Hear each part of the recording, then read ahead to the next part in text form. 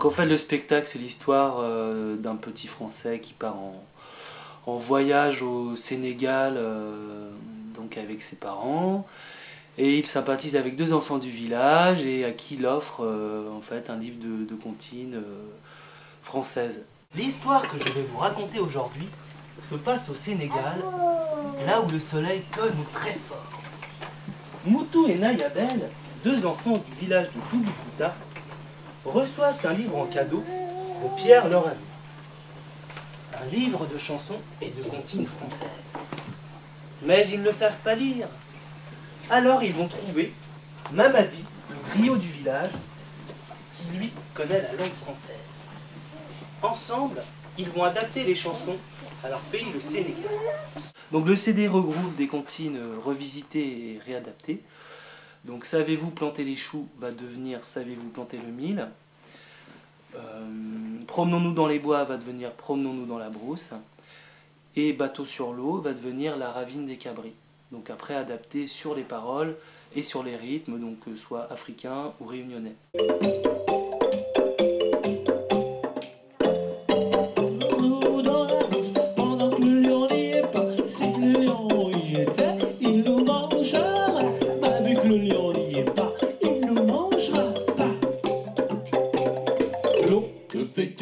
Je dors sous un arbre. Lion, que fais-tu? Je bois à la source. Lion, que fais-tu? Je chasse une gazelle. Promenons-nous dans la brousse pendant que le lion n'y est pas. Si le lion y était, il nous mangerait. Mais vu que le lion n'y est pas, il nous mangera pas. Lion, que fais-tu? Je bois à la source. Je suis originaire donc de la Réunion et je suis également breton. Donc voilà, donc je suis métisse des deux cultures et pour moi c'était intéressant en fin de compte de refléter un peu l'image de la société actuelle donc française à travers ce conte et ce CD en fin de compte qui reflète donc l'histoire de la France depuis l'histoire des colonies jusqu'à maintenant. Voilà.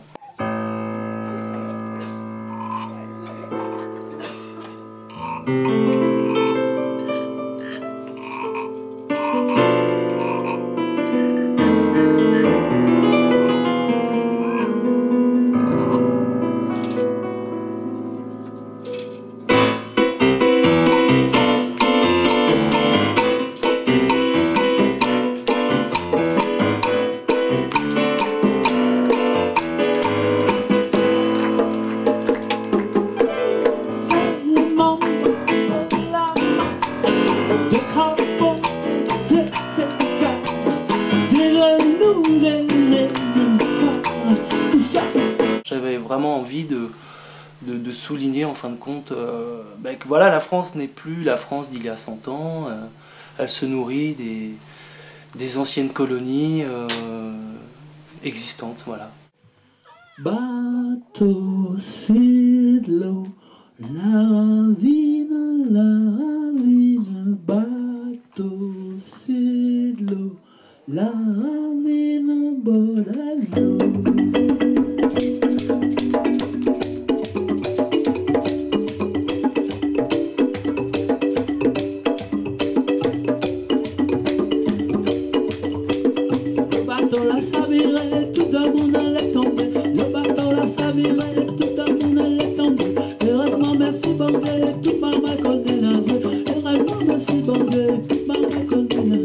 Au début, en fin de compte, je l'ai axé sur les tout petits parce que c'était que des comptines.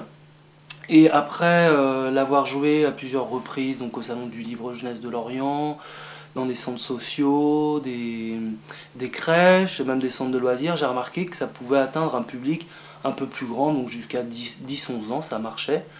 Parce que le spectacle est dynamique, les instruments sont présents, donc comme le balafon, les percussions, les derboukas, les djembés, les tambourdos, donc c'est vrai que ça attire un peu l'attention même des plus grandes, donc de découvrir des instruments qu'ils ne voient pas tous les jours.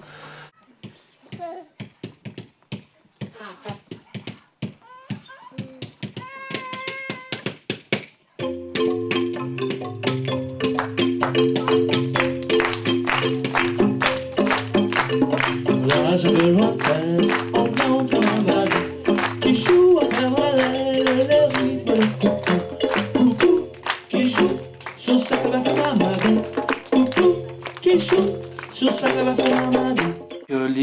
CD est composé de André Fribourg, donc, qui est mon père, voilà, et de Nicolas Tavernier, avec qui je jouais donc, dans un groupe à Rennes, un groupe de reggae.